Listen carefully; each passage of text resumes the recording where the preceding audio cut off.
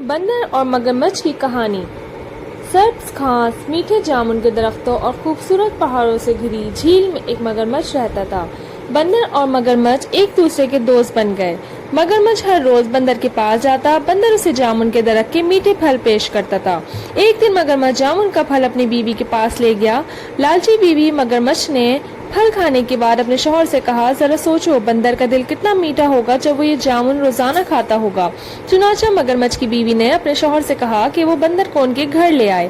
اگلے دن مگرمچھ بندر کے پاس گیا اور اسے دوپہر کے کھانے پر اپنے گھر بلا لیا۔ بندر نے باخوشی دعوت قبول کر لی اور مگرمچھ سے پوچھا کہ میں تمہارے ساتھ جھیل میں کیسے آؤں گا، میں تیراکی نہیں جانتا۔ مگرمچھ نے اسے اپنی پیٹھ پر سوار کی پیشکش کی۔ کچھ فاصلے پر پہنچنے کے بعد مگرمچھ بندر کو مارنے کے لیے اسے جھیل میں دھکیلنے کی کوشش کرتا ہے۔ بندر حیران رہ گیا اور اپنے دوست مگرمچھ سے اس واقعے کے بارے میں پوچھا۔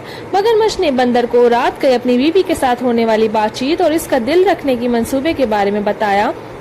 بندر کو جلدی سے فرار ہونے کا ہوشیار خیال آیا۔ اس نے مگرمچھ سے کہا، اے میرے دوست، میں نے اپنا دل درخت پر چھوڑ دیا، آئیے واپس چلیں اور اس سے لے آئیں۔ بیوقوف مگرمچھ نے بندر کی بات مان لی اور اسے واپس درخت کے پاس لے آیا۔